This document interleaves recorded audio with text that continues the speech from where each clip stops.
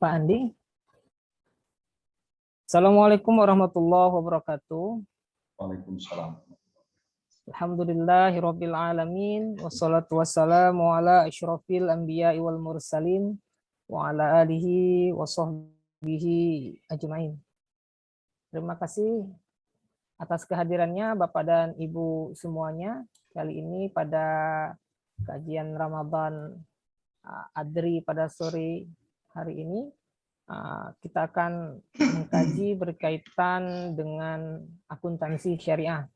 Terlebih dahulu, sebelum pemateri menyampaikan materi tentang akuntansi syariah, kami persilakan kepada Bapak Presiden Adri untuk menyampaikan kata sambutannya. Kepada Bapak kami persilakan.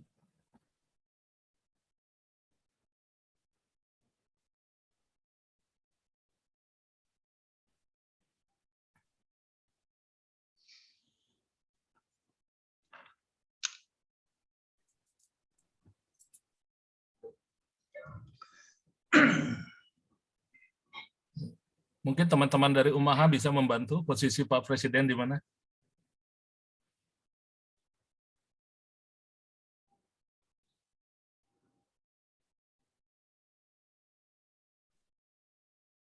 Ya, assalamualaikum warahmatullahi wabarakatuh. Alhamdulillah. Waalaikumsalam warahmatullahi wabarakatuh. Alhamdulillah. Alhamdulillah. Ini maaf memang padat ya hari ini. Pagi, siang, malam nanti juga. Jadi alhamdulillahirabbil alamin.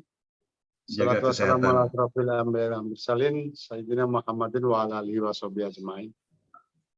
Yang terhormat Profesor Abridar dari Aceh dan Bapak Dr. Erle dari Aceh juga. Perkenalkan, saya juga punya nenek kakek dari Aceh. jadi perjuangan itu bagian yang tak terpisahkan dari darah Aceh gitu ya. Dan alhamdulillah kita hari ini hari yang ke-10 ya, yang ke-10.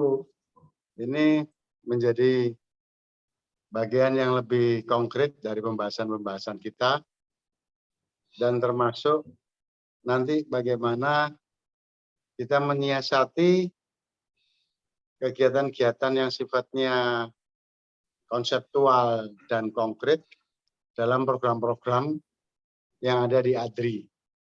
Nah, alhamdulillah hari ini juga kita mengikuti bersama, ada dari Pak Dr. Sumarto bersama DPD Gorontalo membuat kegiatan bersama dalam rangka kajian Ramadan. Nah, di sini Ketua Panitia Prof. Pak Pupu dan teman-teman yang lainnya itu dari pasca sarjana. Saya punya usul bagaimana kalau kita juga membuat kegiatan pasca sarjana ini bersama. Artinya apa? Kita tidak ingin mahasiswa kita sekarang itu seperti kita dulu. Jadi kuliah dulu, baru cari tesis, kemudian baru menulis, sehingga banyak mahasiswa abadi. Banyak orang drop out gara-gara nulisnya. Nah, sekarang kita rubah pola pikirnya, mahasiswa baru masuk, itu langsung di situ masuk ada Si Pintar. Si Pintar itu adalah sistem informasi publikasi ilmiah dan artikel reputasi. Nah, sehingga mahasiswa dalam pengembangan untuk pasca, ketika masuk daftar itu sudah ada portofolionya. Dengan demikian portofolionya itu akan bisa dideteksi. Orang ini punya kecenderungannya prodi apa, konsentrasi apa. Yang kedua, orang ini bisa masuk ke dalam judul penelitian yang seperti apa berdasarkan pengalaman dan roadmap-nya, roadmap penelitian S1-nya atau prestasi-prestasi roadmap yang lain. Yang ketiga, dari situ kita akan bisa memberikan LPS, RPL, Recognition Past Learning.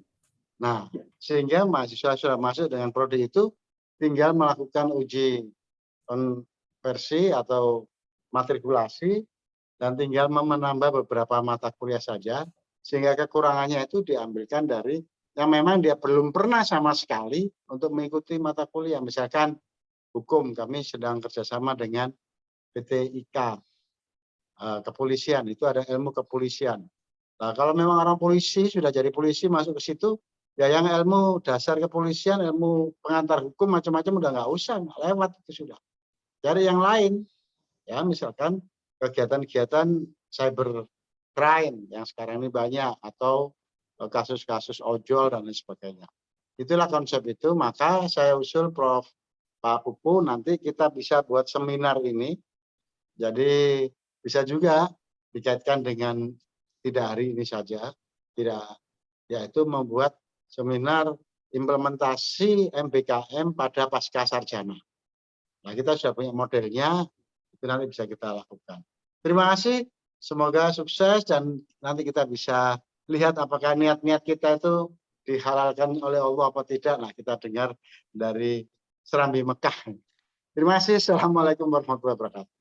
Waalaikumsalam warahmatullahi wabarakatuh. Suatu gagasan yang bagus. Boleh saya bagus sekali. tanggapi dulu satu menit, boleh saya tanggapi dulu? Halo? Silakan Pak. Iya, ini satu gagasan yang bagus ini yang disampaikan oleh Bapak Presiden kita, Pak Ketua Umum kita.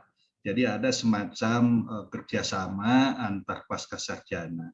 Betul, memang saat ini kita kebingungan. MBKM itu kan di S1 begitu. S2 selama ini tidak dilibatkan. Nah, jadi kalau kita menciptakan ada semacam gagasan, ada program yang kita usung dan bisa dilaksanakan, itu dianggap sebagai MBKM, itu bagus sekali. Nanti mungkin ke depan kita bicarakan lagi lebih lanjut ya, Pak Presiden. Bagus sekali gagasannya itu. Saya senang itu, saya senang. Oke. Terima kasih, Prof. Ya, wassalamualaikum. Wassalamualaikum. Baik, terima kasih Bapak Pupu yang telah menanggapi tadi sambutan dari Bapak Presiden Adri. Mungkin ini Prof. Afrida baru selesai sholat, jadi mungkin sedang menuju ke ruangan untuk online melalui komputernya. Mungkin sebelum Prof. Afrida online, mungkin kami persilakan kepada Bapak Wahidin untuk menyampaikan beberapa hal tentang tema kita pada hari ini. Kami persilakan kepada Bapak Wahidin. Assalamualaikum warahmatullahi wabarakatuh.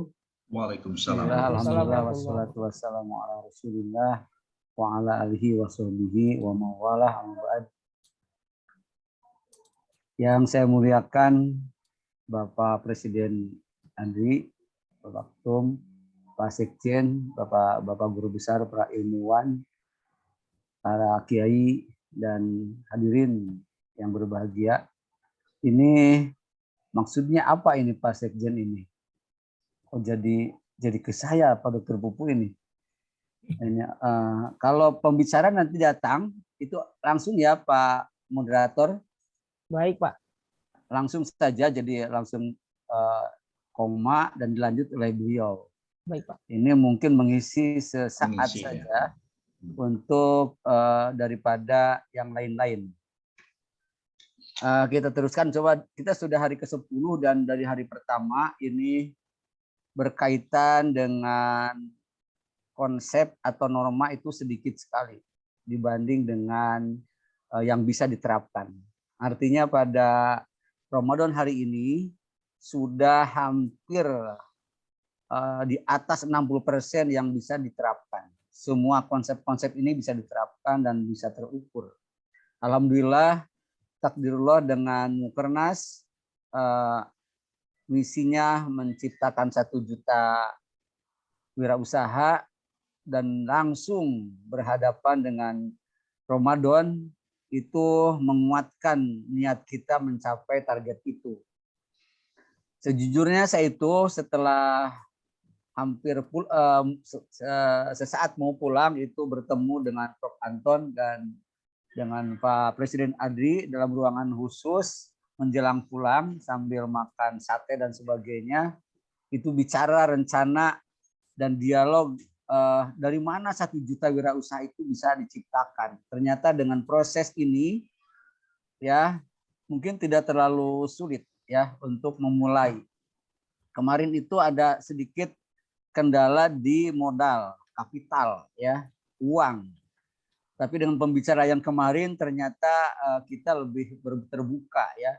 Mudah-mudahan dengan pembicara yang hari ini itu lebih sangat terbuka lagi bahwa mengapa umat Islam tidak menguasai di bidang ekonomi. Ya, kemarin jawabannya karena mental. Saya pikir kita sudah sangat memungkinkan karena ada zakat, ada sodako, dan ada infak. Itu ya. Jadi itu setiap saat, setiap waktu, setiap Jumat, setiap sore-sore ibu-ibu itu semua bisa dimanfaatkan semua komunitas untuk menghimpun itu. Baik, terima kasih Pak Wahidin. Ya. Jadi ini sangat luar biasa nih programnya 1 juta wirausaha. Dan alhamdulillah pemateri kita pada hari ini telah hadir Bapak Profesor Alhamdulillah. Selamat. Afridar. Alhamdulillah. Barakallah. Terima kasih. Assalamualaikum Prof. Afridar. Waalaikumsalam warahmatullahi wabarakatuh. Alhamdulillah. Apa kabar Prof? Sehat Prof? Alhamdulillah sehat. Mohon maaf tadi baru selesai kami sholat berjamaah ini, baru selesai sholat. Ya, baik Prof. Sebelum Profesor Afridar menyampaikan materi berkaitan dengan akuntansi syariah, terlebih dahulu saya akan memperkenalkan beliau. Nama lengkap Profesor Dr. Afridar SE MSI. Tempat dan tanggal lahir Aceh Utara 13 April 1967. Pekerjaan dosen sekaligus guru besar Fakultas Ekonomi dan Bisnis Universitas Syah Kuala. Jabatan Rektor Universitas Islam Kebangsaan Indonesia atau UNIKI Aceh. Karya, jadi karya yang namanya guru besar berarti sudah banyak di bukunya dan juga sudah banyak publikasi beliau baik pada jurnal nasional maupun jurnal internasional bereputasi. Baik, pada kesempatan kali ini Profesor Afridar akan menyampaikan materi berkaitan dengan akuntansi syariah. Jadi berbicara tentang akuntansi syariah tidak terlepas dari Surah Al-Baqarah ayat 283 tentang anjuran untuk melakukan pencatatan pada transaksi. Selain itu berbicara akuntansi syariah juga tidak terlepas dari berbagai standar akuntansi keuangan, baik itu pernyataan standar akuntansi keuangan yang dikeluarkan oleh Ikatan Akuntan Indonesia maupun standar lain yang dikeluarkan oleh The Accounting and Auditing Organization for Islamic Financial Institution. Selain itu, banyaknya perusahaan atau lembaga keuangan syariah di Indonesia juga membuat pentingnya akuntansi syariah ini dipahami. Terlebih di Provinsi Aceh sendiri sudah berlaku kanun atau peraturan daerah yang mewajibkan seluruh lembaga keuangan, baik bank maupun non-bank, itu beroperasi sesuai dengan prinsip-prinsip syariah. Jadi sangat pentingnya akuntansi syariah ini untuk dipelajari. Maka kajian Ramadan pada sore hari ini mengangkat tema berkaitan dengan akuntansi syariah yang akan disampaikan langsung oleh Profesor Dr. Afridar SE MSI. Kepada Bapak Profesor kami persilakan dengan segala hormat.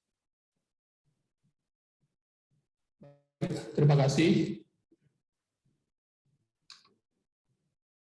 Bismillah.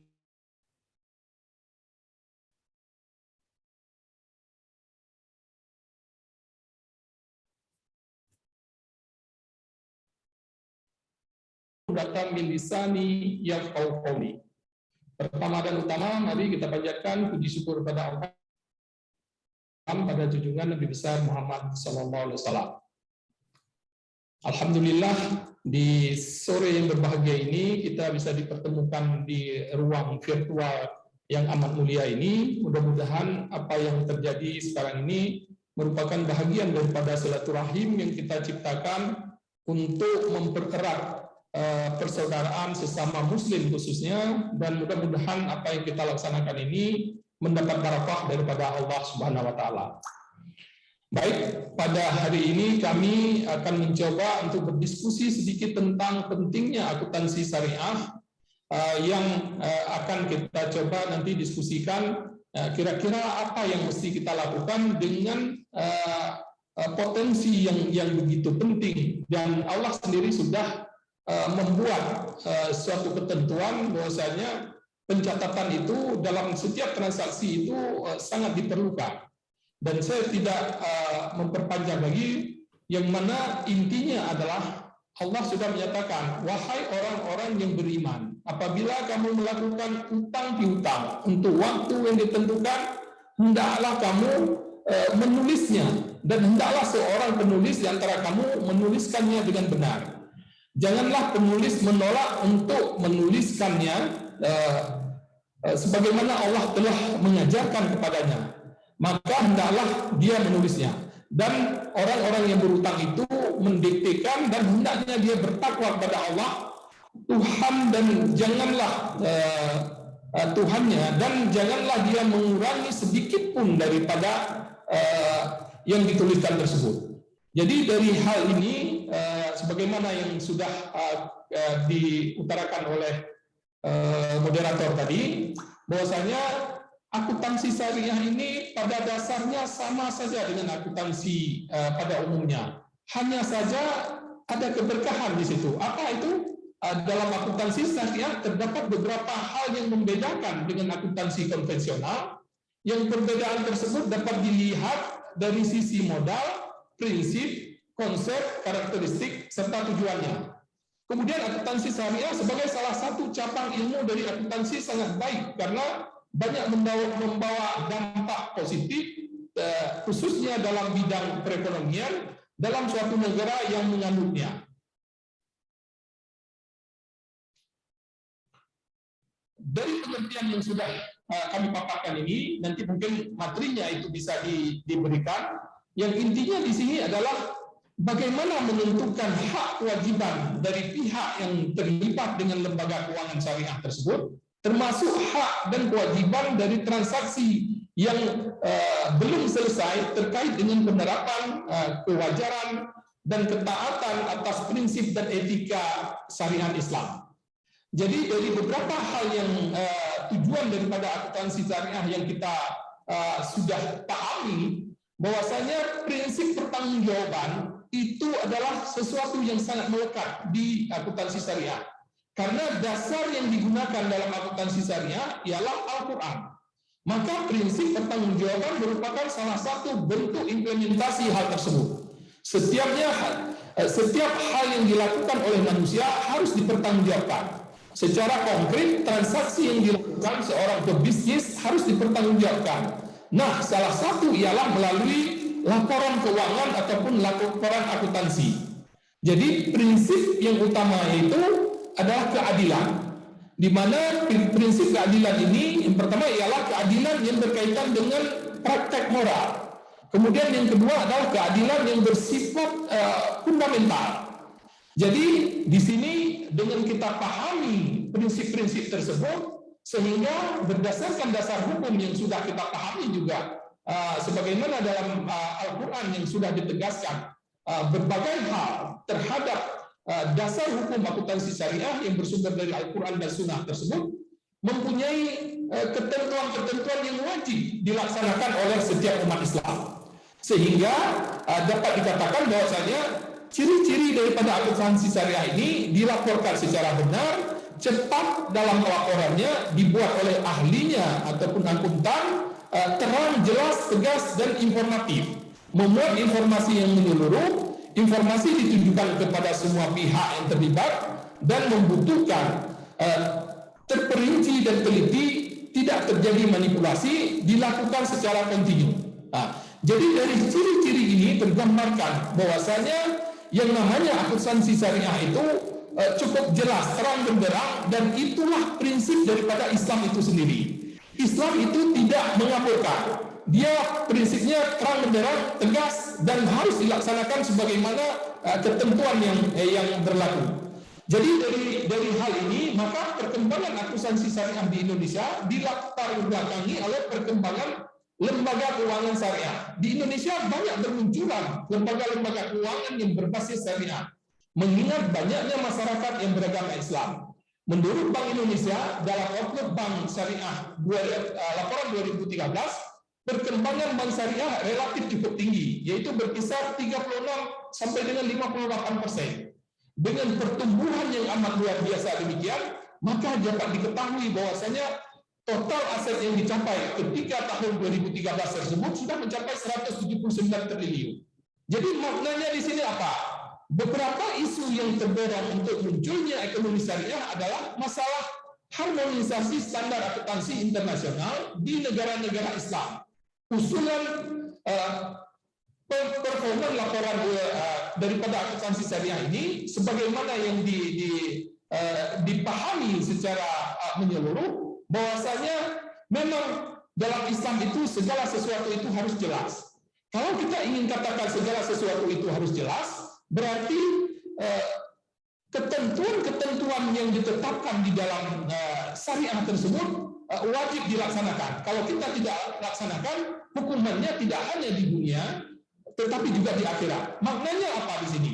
Yang ingin kita katakan, berbagai hal yang dilakukan dengan ditandainya lahirnya bank muamalat di Indonesia, dan kalau kita lihat krisis moneter yang terjadi pada tahun 1998 misalnya, itu justru lembaga keuangan syariah ini justru mengalami kenaikan, mengalami pertumbuhan. Sedangkan bank-bank konvensional pada rontok dan hancur, justru konsep syariah ini berkembang. Berkembangnya di mana? Contohnya di Inggris, bank yang menerapkan sistem ekonomi Islam dengan syariah, dengan sistem syariah ekonomi Islam yang diterapkan di sana, justru perkembangannya amat luar biasa. Hal ini menandakan apa? Bahwasanya apa yang diterapkan di dalam Islam itu sendiri, bahwasanya konsep konvensional itu adalah konsep yang tidak adil, konsep yang melilit orang, yang membuat para pemodal ini semakin kaya raya, tetapi justru si pelaku ekonomi itu semakin terpuruk. Karena resikonya kerjanya dilaksanakan oleh pelaku ekonomi, kemudian resikonya ditanggung oleh pelaku ekonomi ataupun pelaksana daripada kegiatan tersebut. Namun si pemodal ongkang-ongkang kaki, namun dia mendapat keuntungan yang sudah fake, dan dia tidak memiliki tanggung jawab seandainya terjadi kerugian dan sebagainya. Hal ini menandakan apa?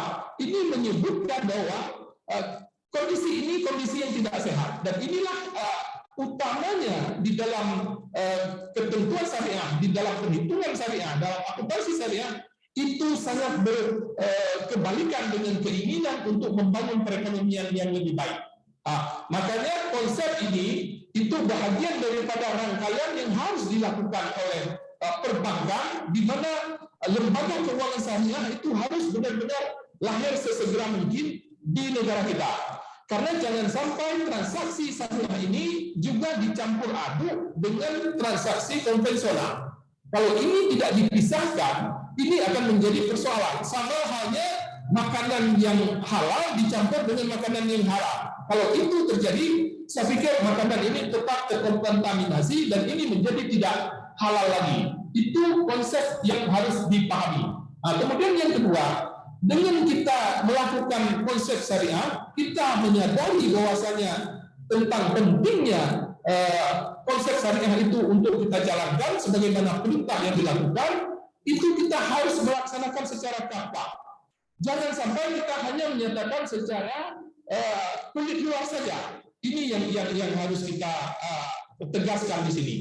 Makanya di sini dengan persoalan ini yang menjadi pertanyaan kepada kita, minimal dengan kita melaksanakan walaupun belum sesempurna yang diharapkan, tapi niat ingin melaksanakan secara bertahap kepada kondisi syariah yang sebenarnya, ini yang harus kita lakukan. Perlu kita pahami di Aceh sendiri, ketika dilakukan penerapan konsep syariah secara kafah, itu sudah bisa kita yakini para pemimpin di sini, dan pemimpin sudah mengambil sikap. Tetapi perlu kita pahami juga bahwasanya sebagaimana Allah sudah menyatakan tidak akan senang orang kafir, orang munafik seandainya kita melaksanakan konsep syariah itu secara kafah. Dan apa yang dilakukan sekarang? Kita lihat begitu bank syariah dilaksanakan secara totalitas di Aceh, itu reaksinya sangat amat luar biasa. dan sangat sistematis. Apa yang dilakukan?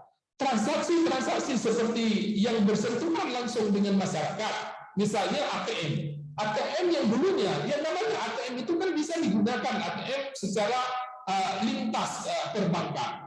Tetapi dilakukan suatu tindakan-tindakan yang seolah-olah seperti terstruktur. Kenapa ketika dilaksanakan secara menyeluruh konsep syariah ini justru dilakukan adanya suatu gejala-gejala yang tidak sehat, sehingga terjadi transaksi yang kendalanya amat luar biasa. Banyak orang mengalami keluhan yang amat luar biasa, dan ini adalah salah satu tanda-tanda bahwasanya mereka itu belum secara tulus senang dengan konsep syariah ini diterapkan di negara kita ini ataupun di Aceh secara kafah. Ini yang harus kita pahami yang pertama. Yang kedua, perlu juga kita teliti dengan lebih seksama lagi bahwasanya hal tersebut Allah sudah ingatkan kepada kita bahwasanya mereka itu memang tidak senang. Tidak senangnya bukan persoalan karena keuangan syariah ini yang akan membuat ekonomi mereka runtuh ataupun menurun. Tetapi yang utamanya adalah mereka tidak senang kalau konsep syariah itu berlangsung. Kalau konsep-konsep syariah ini berlangsung, ini adalah bagian daripada bisikan setan yang memang mereka sedang alami, dan hal ini akan menyebabkan mereka tidak akan senang untuk bisa dipraktekkan. Sebenarnya itu persoalan utama. Kalau kita lihat dari segi yang lainnya, dari sisi bisnis, saya pikir tidak banyak yang berubah, tidak banyak yang merasa terpinggirkan dengan persoalan tersebut. Justru banyak sekali orang-orang yang dulunya senang menyimpan uang di bawah bantal karena mereka paham kalau berhubungan dengan bank konvensional dengan resiko yang amat luar biasa, itu orang-orang yang paham agama, yang memang memahami tentang konsep Islam, mereka tidak melakukan. Begitu banyak para pedagang di Aceh itu yang melaksanakan hal tersebut, sehingga banyak sekali uang-uang yang idle yang tidak bisa dimanfaatkan oleh pihak lain karena memang disimpannya di bawah bantal. Ini persoalan sebenarnya. Hasil penelitian yang kami lakukan, mereka melakukan ya karena alasan tadi, karena mereka tidak mau nanti dengan uang tersebut itu yang harus dipertanggungjawabkan nanti kepada Allah, itu amat luar biasa. Dan persoalan riba itu bukan persoalan kecil, itu adalah merupakan dosa yang amat besar, dan hal itu bagi orang yang paham dan sangat takut untuk bermain-main di persoalan riba ini. Nah, maka kembali menjadi pertanyaan kepada kita, kalau begitu apa yang menjadi kendala bagi orang yang non-Muslim? Tidak ada di dalam bisnis, mereka boleh berkecimpung dengan konsep syariah. Buktinya apa? Di Inggris sendiri sudah menerapkan, dan perbankan tersebut justru mengalami kemajuan yang amat luar biasa. Bank-bank lain yang rontok justru mereka memperoleh keuntungan, dan usaha yang dibina oleh bank ini juga mengalami kemajuan, sehingga pertumbuhan ekonomi didongkrak dengan adanya konsep syariah Islam ataupun konsep model ekonomi Islam yang diterapkan di sana.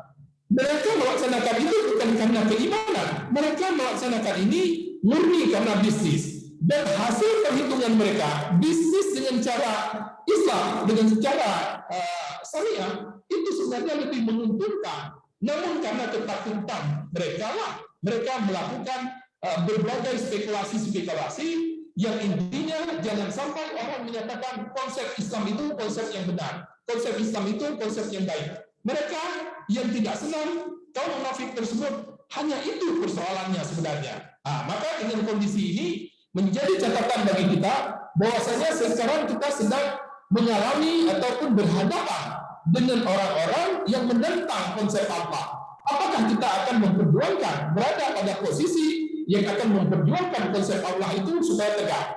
Inilah catatan yang menjadi bagian yang perlu kita diskusikan pada sore yang berbahagia ini. Demikian sekedar hal yang kita angkat menjadi bahan diskusi pada sore yang berbahagia ini. Kami kembalikan kepada moderator. Baik, terima kasih Profesor Dr. Apreda dan telah menyampaikan materi berkaitan dengan akuntansi syariah. Jadi cukup menarik ya. Jadi akuntansi syariah ini selain merupakan anjuran daripada ajaran Islam, namun lebih dari itu sudah dipraktekkan pada lembaga-lembaga keuangan nasional dan lembaga-lembaga keuangan multinasional. Jadi selain ada keberkahan di sana, namun juga bisa kita memperoleh profit ataupun keuntungan daripada transaksi-transaksi yang kita catat sesuai dengan prinsip-prinsip syariah dan tentunya menjadi barokah.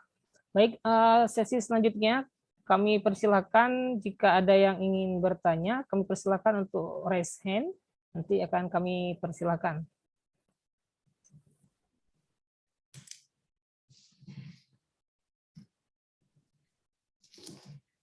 Baik, Bapak Ibu, jika ada yang ingin bertanya, kami persilakan.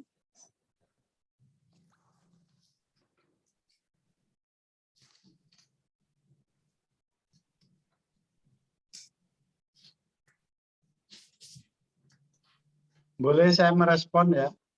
Baik, silakan Bapak Fatoni. Ya, ini pengalaman baru bagi Indonesia ketika Aceh melaksanakan akuntansinya dengan madhab syariah. Sementara yang lain madhabnya masih konvensional. Nah, sekarang kasus yang terjadi, sekarang banyak, hampir seluruh perguruan tinggi atau maaf, sekolah-sekolah di bawah Kristen dan Katolik itu menolak BOS, tidak mau dengan BOS. Karena BOS itu menggunakan sistem standar akuntansi Indonesia. Sementara kita punya standar lain, antara lain adalah standar dari syariah ini. Nah, dengan demikian maka pertanyaan saya, kalau pemerintah pusat itu menyelenggarakan semua pertanggungjawaban melalui standar akuntansi Indonesia, bagaimana dengan standar yang digunakan di Aceh? Nah, itu satu. Kemudian yang kedua, apakah sudah ada penelitian dengan masuknya syariat Islam sebagai landasan bernegara di Aceh, itu dari paling tidak itu dari indeks prestasi manusia IPM-nya, itu apakah percepatannya itu melesat atau melandai. Nah, itu perlu penelitian-penelitian yang harus kita lakukan, dan ADRI di sana, terutama DPD Aceh, harus punya inisiatif supaya apa? Kalau memang ini positif, ya kita akan implementasikan ke beberapa daerah yang punya mayoritas Muslim itu. Terima kasih. Pak Fatoni, kami persilakan Prof. Apreda untuk menanggapinya. Jadi ini Prof, bagaimana kira-kira menurut Prof ini apa penerapan yang ada di Aceh berkaitan dengan kanun LKS kaitannya dengan akuntansi syariah? Dan yang kedua, apakah akuntansi syariah ini bisa memberikan efek yang positif bagi perekonomian khususnya di Aceh? Kami persilakan Pak Prof. Apreda. Memang suara yang kami dengar agak putus-putus, tapi sudah kami tangkap makna yang Pak Fatoni utarakan, di mana perlu kita yakini bahwasanya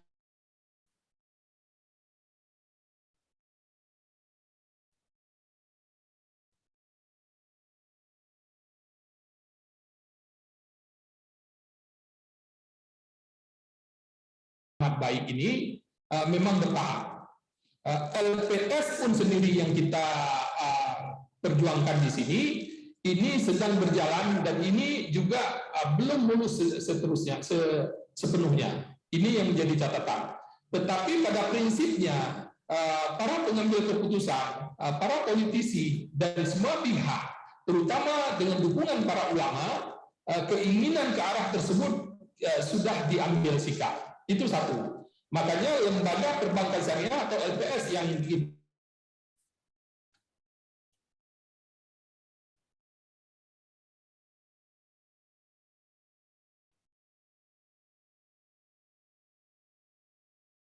persoalan IPM, bagaimana dengan indeks pendidikan masyarakat? Jadi apakah menaik atau menurun? Saya pikir dengan semakin sadarnya masyarakat kita melaksanakan konsep yang berberkah ini, sudah pasti itu menuju ke arah tersebut. Hal ini bisa kita lihat bagaimana perkembangan daripada masyarakat kita yang cara bisnisnya sudah semakin jujur, semakin tertib, dan semakin lebih baik.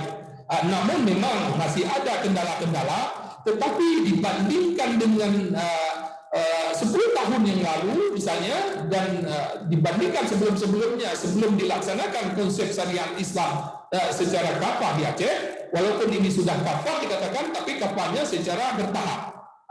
Jadi ini yang ingin kita katakan apa?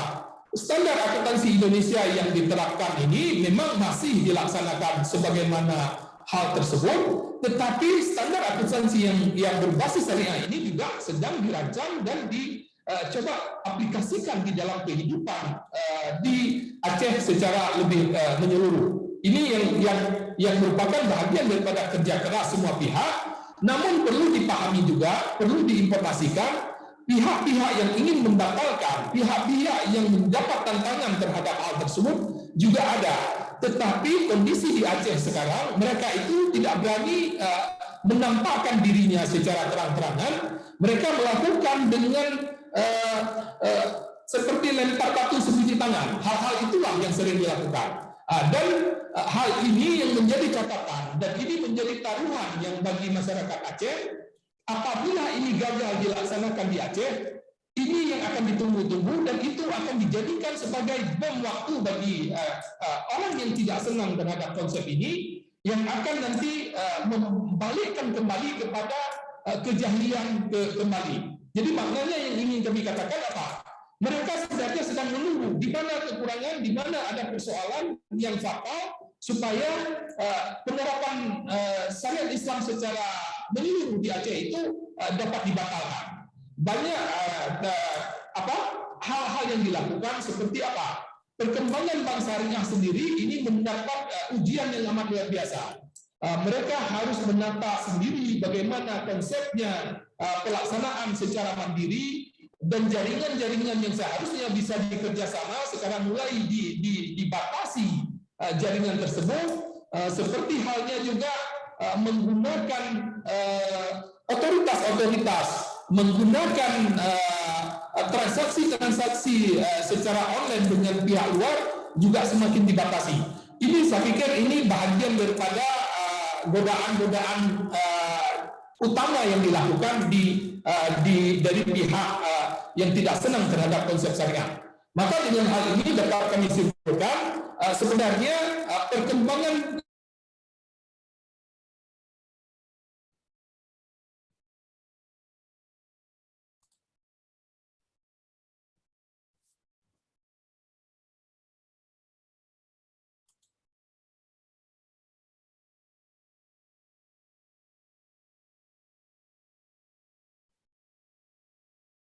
yang kedua yang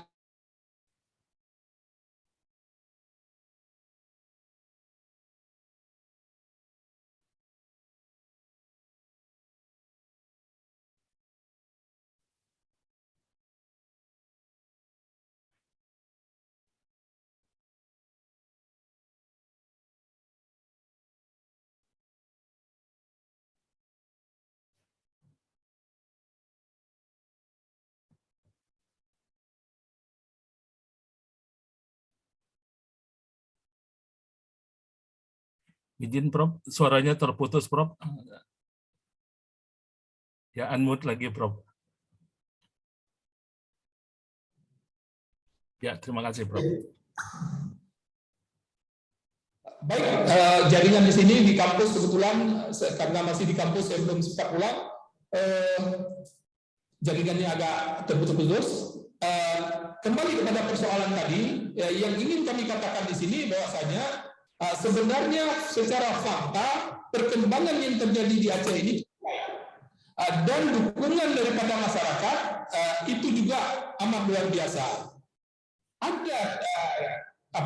Ada sedikit kerikil-kerikil kecil, hambatan-hambatan kecil yang terjadi, tetapi sejauh mereka tidak berani melakukan secara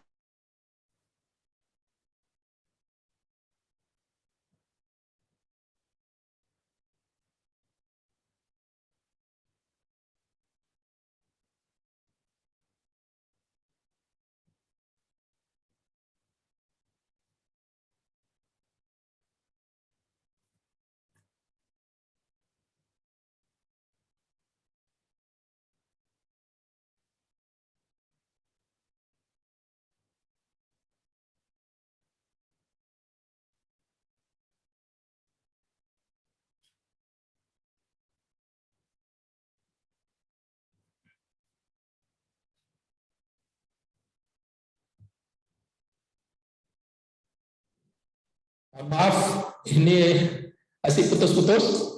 Yang intinya yang ingin kami katakan di sini bahwasanya perkembangan syariat Islam di Aceh ini perkembangannya sangat baik dan justru yang perlu mendapat dukungan dari semua pihak agar rongrongan dari kerikil-kerikil kecil yang terjadi ini tidak membesar untuk dapat menjadi bahagian yang memberatkan bagi Aceh. Mudah-mudahan ini yang kita harapkan.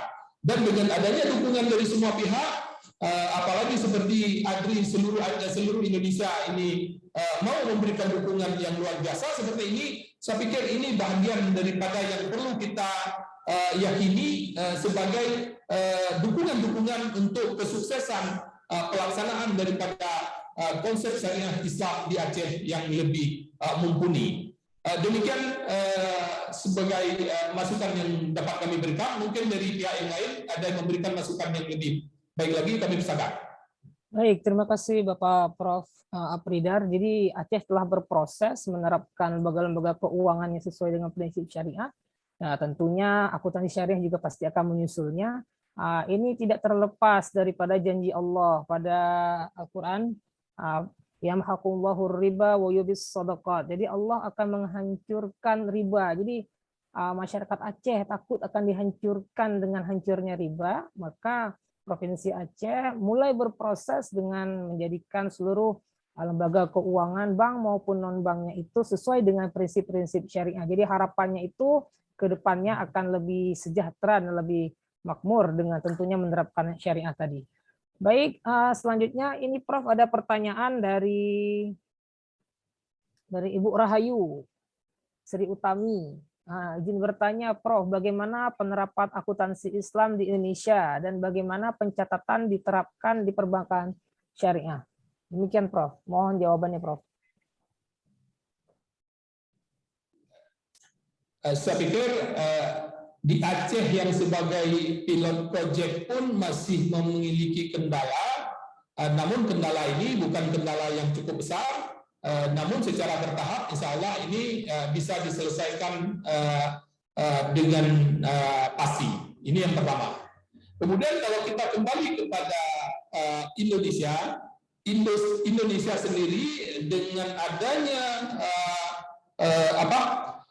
inisiasi daripada Aceh yang demikian dan dengan perkembangan Aceh yang menggembirakan, pihak Bank Indonesia sendiri sekarang sudah membuat divisi khusus untuk bidang syariah ini, tidak lagi dicampurkan dengan pihak yang lain. Makanya kami yakin, aku yakin Indonesia juga akan berproses dan bisa jadi pertumbuhan daripada akuntansi syariah di Indonesia ini akan berjalan berbarengan dengan apa yang terjadi di Aceh. Kalau di Aceh itu adalah apa istilahnya ikonnya atau ujung tombaknya berada di Aceh, tetapi Indonesia secara bersama-sama juga merangkak berjalan bersama-sama. Jadi ini yang terjadi. Sebenarnya konsep ini diakui oleh semua pihak itu punya kebaikan-kebaikan, punya keunggulan-keunggulan, tetapi hanya karena ketidakinginan saja agar yang namanya konsep Islam itu berkembang, hanya itu. Saya pikir kalau ini semakin diterapkan pendekatannya secara bisnis kita lakukan, secara bisnis ini ke depan itu akan terjadi dengan lebih baik. Itu jawaban yang kedua. Namun ada hal yang mengganjal juga.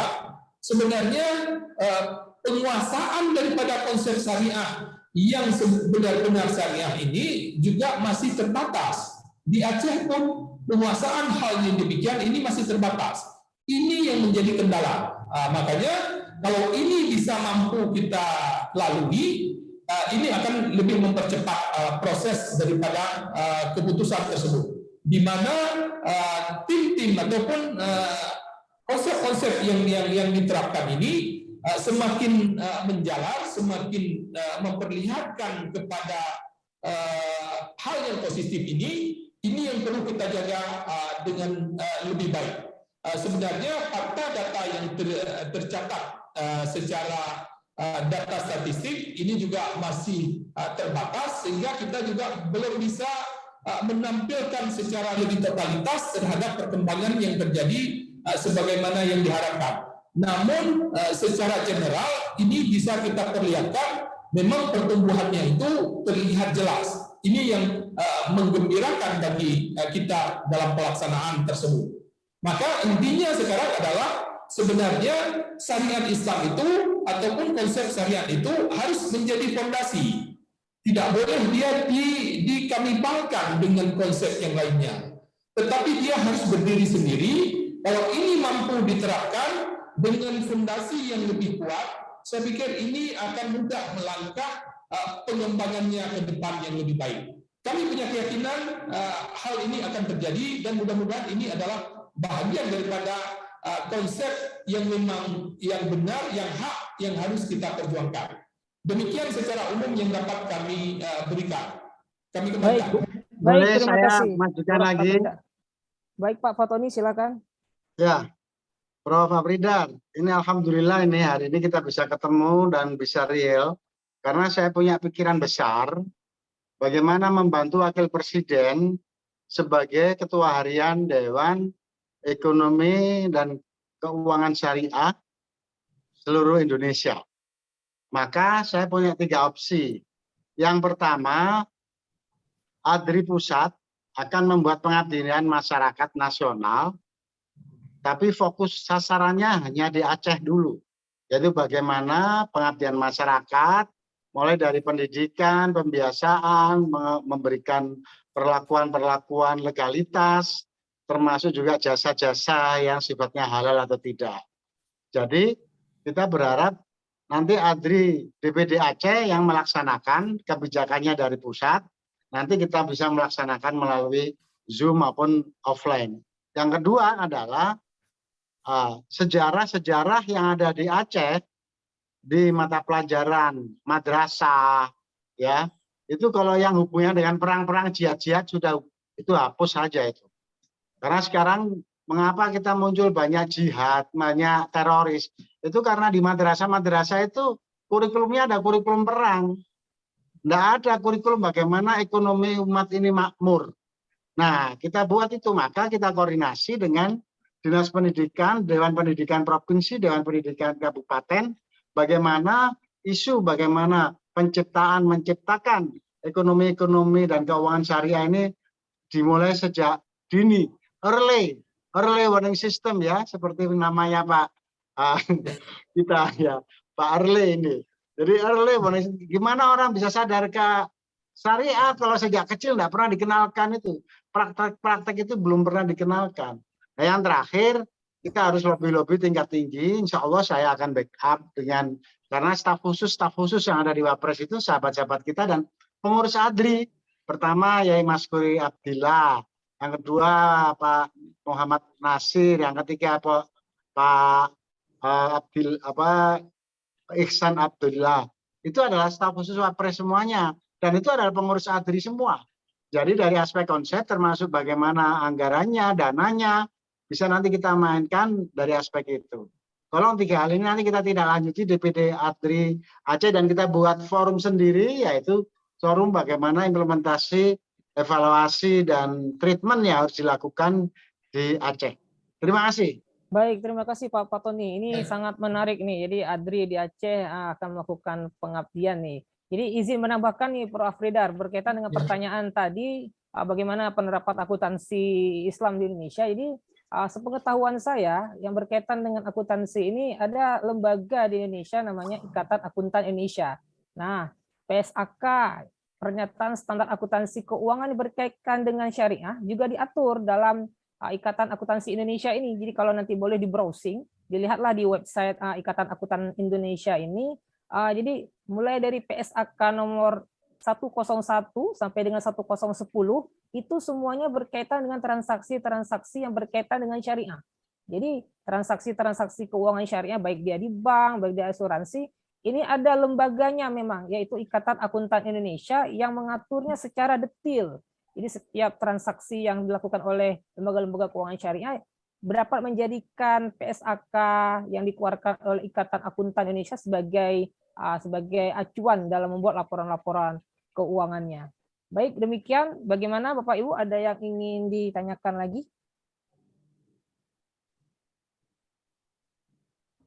Atau hal lain yang ingin didiskusikan, kami persilakan.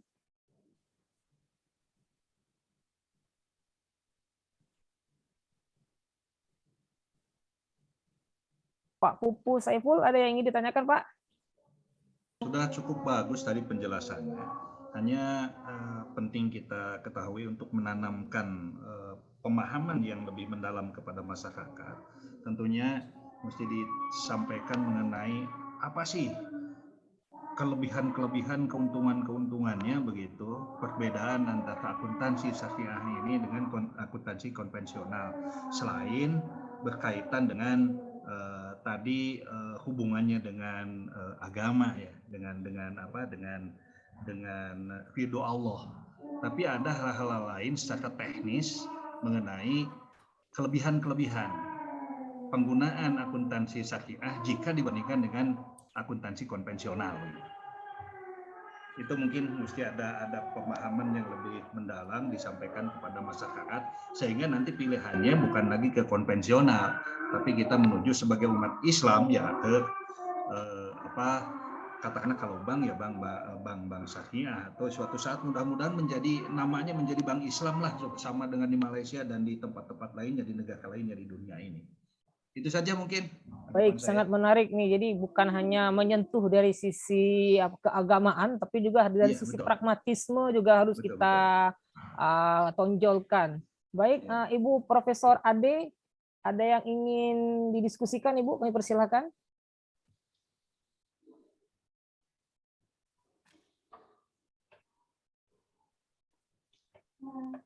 Ibu Profesor Ade bisa di-unmute.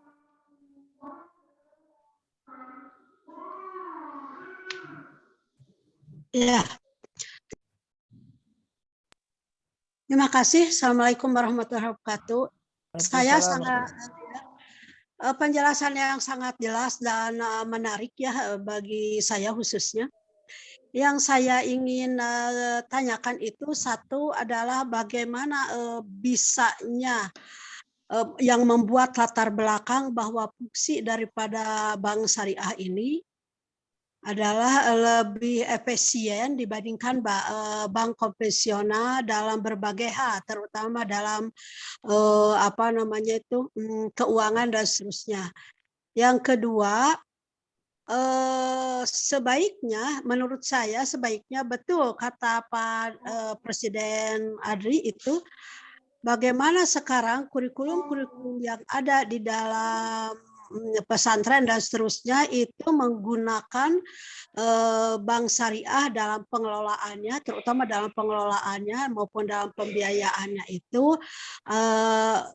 agar efisien, dan itu digunakan untuk kepentingan yang bersangkutan atau instansi yang bersangkutan. Itu saja. Terima kasih. Assalamualaikum warahmatullahi wabarakatuh.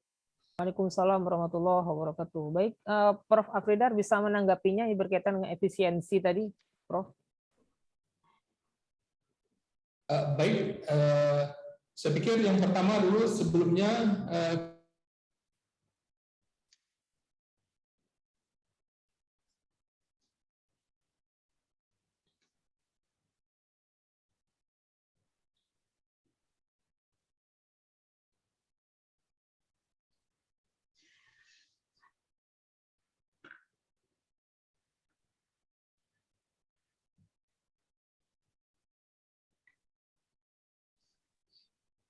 Ada suaranya ya?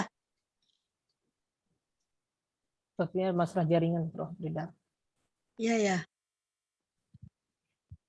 Maaf, masih putus-putus.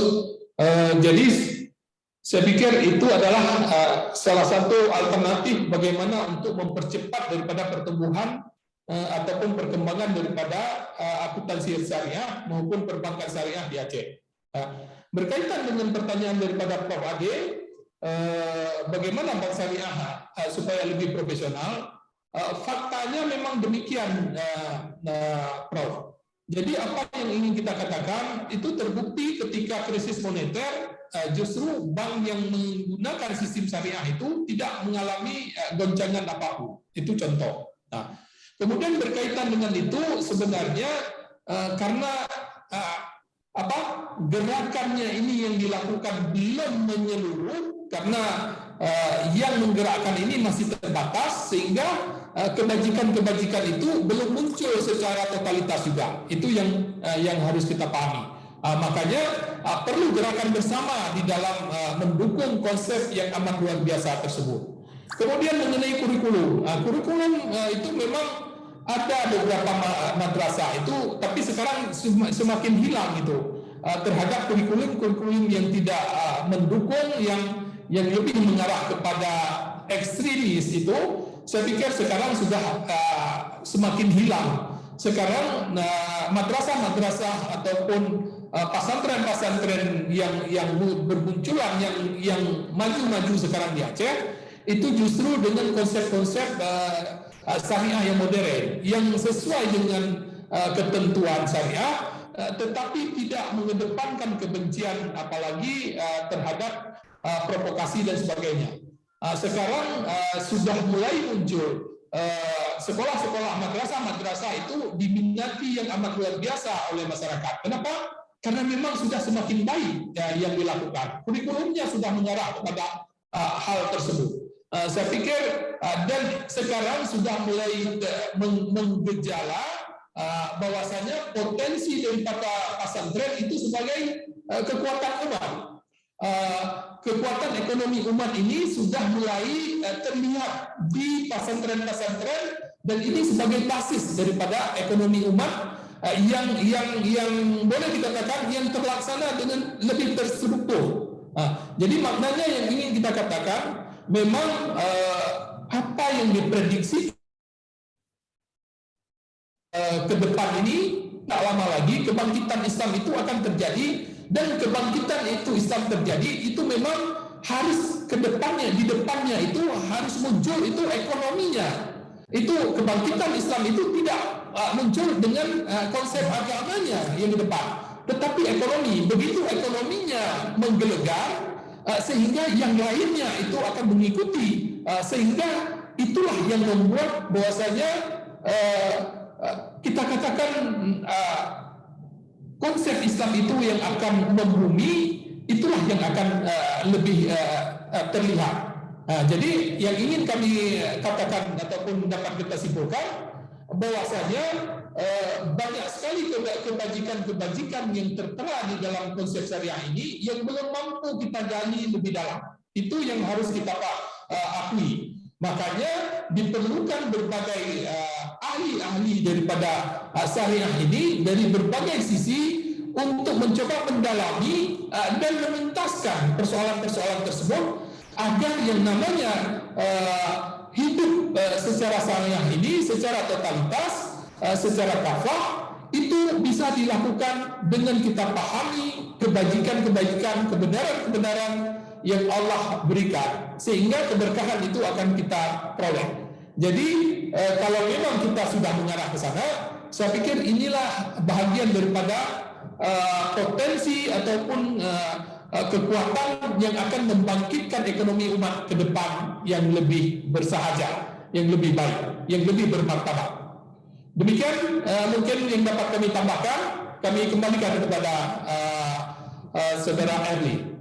Baik, terima kasih Prof. Jadi ini sangat menarik. Jadi menerapkan syariah, akuntansi syariah bukan sekedar menerapkan nilai-nilai Islam ke dalam akuntansi ataupun lembaga keuangan. Lebih dari itu, karena memang yang ditawarkan oleh Islam ini sangat luar biasa. Mungkin terbukti bisa kita baca nanti di jurnal-jurnal internasional bereputasi bagaimana ketika krisis moneter itu bank-bank syariah itu lebih tahan terhadap krisis. Dan mungkin ini juga bisa menjadi sebuah, nanti kita buat penelitian, mungkin bisa diinisiasi oleh ADRI berkaitan dengan mungkin bagaimana ketahanan daripada bank-bank lembaga keuangan Islam ketika COVID. Ini juga sangat menarik mungkin. Jadi kita bisa membuktikan bukan hanya sekedar menjalankan agama, tetapi dari sisi ilmiah pun bisa dipertanggungjawabkan.